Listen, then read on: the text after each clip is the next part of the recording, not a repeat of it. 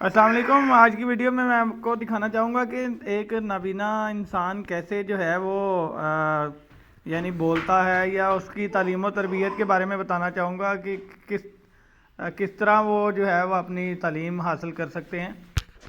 तो पहले ये मैं अपनी आंखें दिखा दूँ आपको। ये देखें,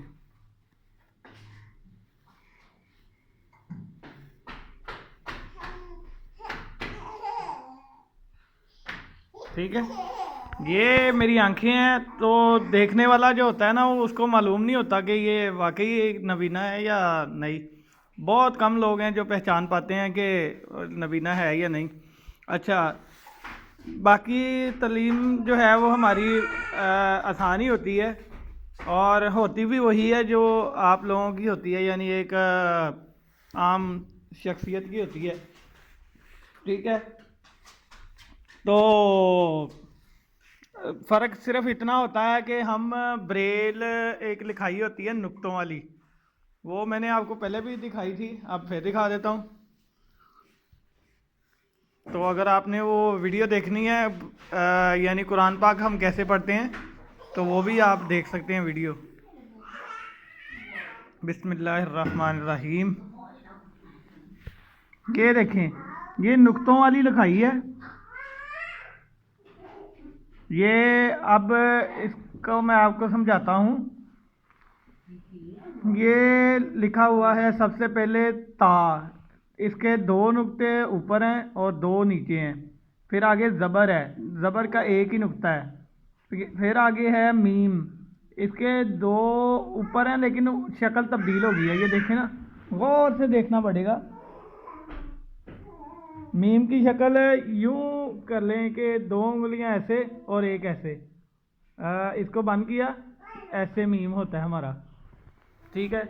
यानी शक्लें बनाई जाती हैं। एक सेल में जो है वो 6 डॉट्स होते हैं, तो उनकी मदद से मुख्तलिफ शक्लें तरतीब दी जाती हैं। और बाकी हम चलते फिरते तो इसी अंदाज में ही है जिस तरह के एक आम आदमी चल सकता है।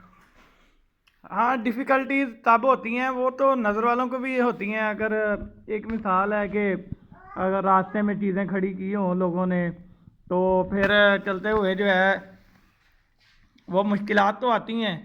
और यानी मैं ये आपको चोट अपनी दिखाना चाहता हूँ। ये देखें, ये ना टांके लगे थे यहाँ पे 6। तो ये मैं आ रहा था, तो उसको नहीं पता था कि इसको नज़र आता है या नहीं आता। तो उसने साइकिल जो है वो मेरे यानी सामने ला के मार दिया। जब साइकिल मारा तो वो यहाँ से जो है वो खून निकलना शुरू हो गया। तो खून निकलने से फिर जो है वो टांके लगे थे, जो थे वो यानी टांके लगने थे। तो काफ़ी खैर ये शदीद चोट आई थी, और तब का निशान अब तक भी बाकी है। और मैंने ये आपको हाथ शायद पहले भी दिखाया था। ये मैं और मेरा दोस्त जा रहे थे, वो भी ब्लाइंड ही है। तो हम दोनों ने स्टिक्स भी पकड़ी हुई थी, यानी जो वाइट केन होती है ना, वो भी पकड़ी हुई थी। इसके बावजूद जो है वो हमारा रक्शे के साथ एक्सीडेंट हो गया, यानी टक्कर हो गई। जब रक्शे के साथ टक्कर हुई तो वो मैं गिर गया, और वो जो मेरा दोस्त था वो भी बेचारा प्रेशर में आके ना गिर गया। तो उसके सामने थी वो नहर की ना किनारा सा जो होता है, यानी फुटपाथ सी बनाई हुई थी, दीवार सी।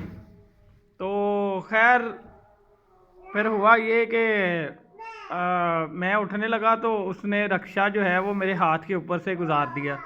जब मैं भी उधर से फोर्स कर रहा था, वो टायर का भी वज़न जो था वो भी टायर के हाथ के ऊपर पड़ गया।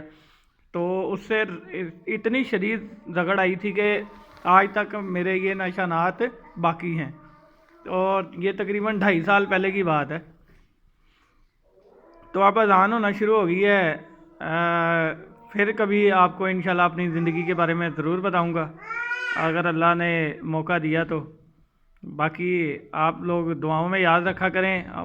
मैं भी आप लोगों को, अपने सब्सक्राइबर को और अपने वाचिंग जो मेरे चैनल के व्यूअर्स हैं उनको भी दुआओं में याद रखूँगा। फ़ी अमानिल्लाह, अल्लाह हाफ़िज़।